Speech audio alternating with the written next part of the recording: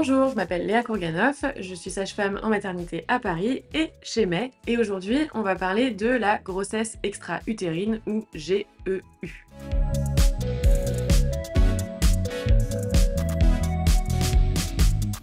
La grossesse extra-utérine, comme son nom l'indique, c'est une grossesse qui va commencer à se développer en dehors de l'utérus. Le plus fréquemment, c'est une grossesse qui va venir s'implanter au niveau des trompes qui relient les ovaires à l'utérus. Et donc la grossesse va s'accrocher au niveau de la trompe au lieu de s'accrocher à l'intérieur de l'utérus. Il existe différents facteurs de risque de développer une grossesse extra-utérine. Parfois, on ne trouve pas du tout de raison particulière, mais ce qui peut augmenter le risque de grossesse extra-utérine, ça va être l'âge avancé, le tabagisme, l'antécédent d'infection génitale haute, donc au niveau justement de l'utérus ou des trompes, ou par exemple le fait d'avoir déjà eu une GEU,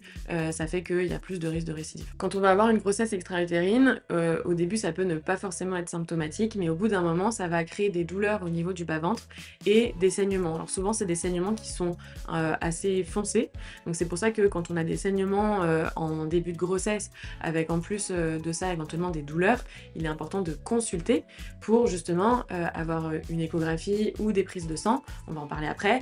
pour savoir justement où est localisée la grossesse et s'assurer que c'est pas une grossesse extra-utérine. Une grossesse extra-utérine, dans tous les cas, ça pourra pas se développer, ça ne donnera pas de bébé à la fin. Ce qui se passe en fait, c'est que si la grossesse continue de se développer au niveau de la trompe va finir par se rompre et ça va provoquer des saignements très importants chez la mère, et c'est ça d'ailleurs qui est très dangereux parce que ça va faire une hémorragie interne chez la mère, et donc à ce moment-là, bien sûr, ça va provoquer des douleurs importantes, et donc on va bien sûr être amené à consulter et on va être pris en charge pour ça. Mais ça donnera pas de grossesse, une grossesse extra-utérine ne pourra pas se développer. Du coup, si vous venez aux urgences avec des saignements et des douleurs et que vous êtes en début de grossesse, on va vous faire une prise de sang pour déjà vérifier où est-ce que vous en êtes de la grossesse, et puis on va faire une échographie et on va regarder est-ce qu'on voit une grossesse ou pas. Quand on est vraiment au tout début de la grossesse, on peut ne voir aucune grossesse à l'échographie parce que c'est encore trop tôt, c'est tellement petit que ça ne se voit pas. Dans ce cas-là, on dit qu'on est sur une grossesse de localisation indéterminée. Et à ce moment-là, on va devoir mettre en place une surveillance pour justement réussir à déterminer la localisation de cette grossesse. Est-ce que c'est une grossesse extra-utérine ou intra-utérine, GEU ou GIU. Et donc ce qu'on va faire, c'est qu'on va vous voir régulièrement, on va faire des échographies régulièrement, en général c'est toutes les 48 heures, et en plus de ça, on va aussi toutes les 48 heures vous faire une prise de sang pour rechercher l'hormone de grossesse qui s'appelle la β-HCG. Et donc quand il y a une grossesse intra-utérine ou une grossesse extra-utérine, la cinétique, donc l'évolution du dosage des β-HCG, va être différente selon si c'est intra ou extra-utérin. Quand c'est extra-utérin, comme la grossesse, comme on a dit, elle peut pas vraiment bien se développer, la cinétique elle va être beaucoup plus lente, les β-HCG vont augmenter beaucoup moins, voire stagner, et ça c'est un signe qu'on est sur une grossesse extra-utérine, ou alors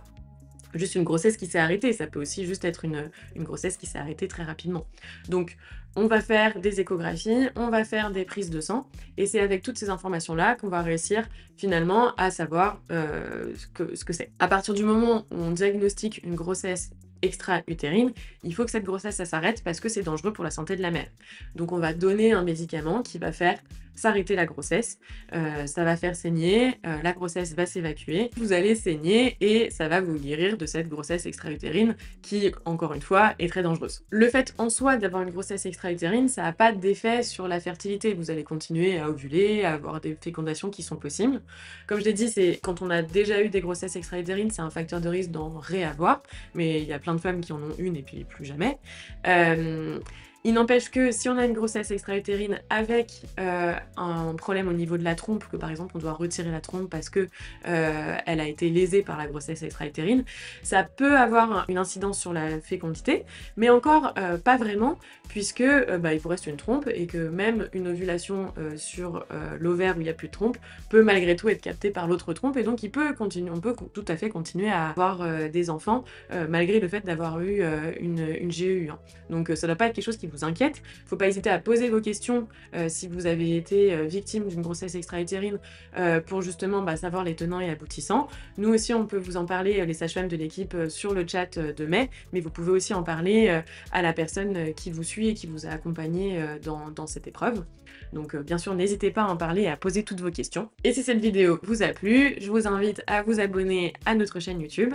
et à mettre un petit pouce vers le haut, liker.